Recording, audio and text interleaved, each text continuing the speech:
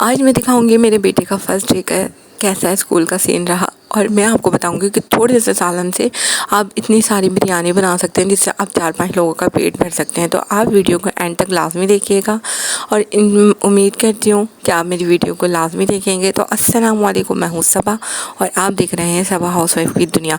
तो कैसे हैं आप सब लोग, और उम्मीद करती हूँ आप लोग सब ठीक ठाक होंगे और अल्हम्दुलिल्लाह मैं भी बिल्कुल ठीक हूँ। तो आज का मंज़र बहुत खूबसूरत था। सुबह का मंज़र बारिश जैसा था पर बारिश नहीं हुई थी, पर मौसम बहुत प्यारा था। मैंने अपने बेटे को लिया और अपने बेटे को मेरे हस्बैंड ने कहा कि ये रो रहा है, आप भी साथ चलो, इसको स्कूल छोड़ के आ जाइएगा।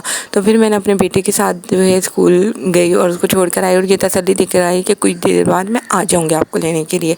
पर आप यकीन करें, ये छोटी छोटी सी आउटिंग होती है ना, मैं अपने हस्बैंड के साथ अपने बच्चे के साथ जब जाती हूँ ना, कहीं पर भी जाऊँ तो मैं ये छोटे छोटे क्लिप जो है अपने मोबाइल में रिकॉर्ड करके रख लेती हूँ कि नहीं, जब मैं परेशान होती हूँ ना तो फिर मैं ये वीडियो देखती हूँ तो मेरे दिल को सुकून आ जाता है कि नहीं, अभी परेशान हूँ पर अल्लाह ने कुछ वक्त था जो हमें को खुशी वाला भी दिया।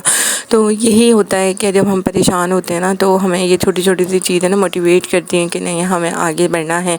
कोई कुछ भी कहता रहे, हमें आगे बढ़ना है। तो मैंने घर आके फिर अब मेरे हस्बैंड जॉब पे चले गए, फिर मैंने घर का काम वाम किया, सफाई वगैरह की, किचन साफ़ किया, फिर मैं अपने बेटे का कबर्ड साफ़ करने बैठ गई क्योंकि अक्सरियत यही होता है कि मेरे बेटे का कबर्ड ना अक्सरियत ख़राब हो जाता है।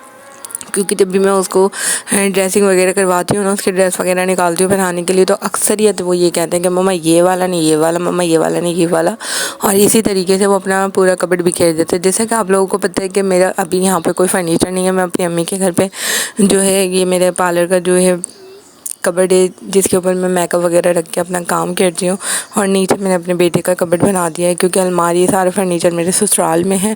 तो बस छोटी छोटी चीज़ों को मैं मैनेज करके रखती हूँ, जैसे रखती हूँ अल्लाह ताला हिम्मत देता है, हौसला देता है, तो मैं ये सब काम करती हूँ। और आप यकीन करें कि इतनी छोटी सी चीज़ों में मैं कैसे अपना सामान एडजस्ट करती हूँ, क्योंकि ज़ाहिर सी बात है मेरे हस्बैंड का, मेरे बच्चे का रोज़मर्रा का पहनने का सामान भी होता है, कहीं आने जाने का भी सामान होता है, हमारे कहीं आने जाने की चीज़ें भी होती हैं जो इतने से उसमें मैनेज नहीं हो पाती, पर मैं कहीं ना कहीं अपना जगह बना लेती हूँ और सब चीज़ें सेव करके रख देती हूँ।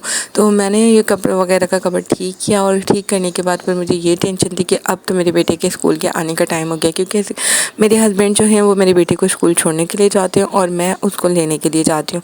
तो मैंने बस जल्दी से अपना काम निपटाया और फिर मैं अपने बेटे को स्कूल से लेकर आई। और जैसे ही मैं स्कूल से लेकर आई उसने ड्रेस वगैरह चेंज किया और उसने आवाज़ लगाना शुरू कर दी कि मम्मा भूख लग रही है, मम्मा भूख लग रही है। मैंने कहा अब क्या करूं, फिर मैंने फ्रिज खोल के देखा तो थोड़ा सा सालन रखा हुआ था, क्योंकि मैंने सुबह नाश्ता नहीं किया था। क्योंकि मेरा बेटा जब स्कूल जाता है ना तो मेरे सुबह की नाश्ते की रूटीन जो है ख़राब हो जाती है, क्योंकि मेरा बेटा स्कूल जाता है तो 2-3 बाइट जो है वो अपने नाश्ते के लेकर वो स्कूल चला जाता है, सुबह नहीं खाता, वो स्कूल से आने के बाद खाता है। तो फिर मैं उसी के साथ नाश्ता करती हूँ ना, तो फिर मैंने बोला कि मैं नाश्ता नहीं कर रही। वो जो थोड़ा सा कीमा आलू जो मैंने आप लोगों के साथ शेयर करी थी रेसिपी, तो वो थोड़ा सा रखा हुआ था। तो मैंने कहा अब क्या करूँ, अब तो ना इसका पेट भरेगा ना तो मेरा भरेगा।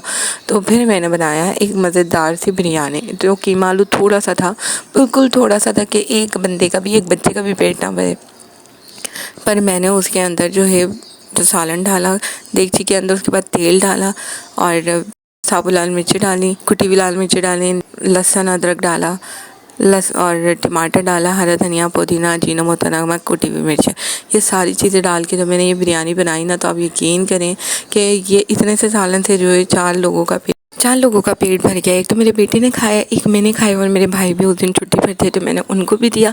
और मेरे भतीजे जो ऊपर वाले फ्लोर में रहते हैं वो भी आ गए थे लंच के टाइम पे कि पापा हमें भी खानी है, बहुत प्यारी खुशबू आ रही। तो मैंने बोला ठीक है आ जाए।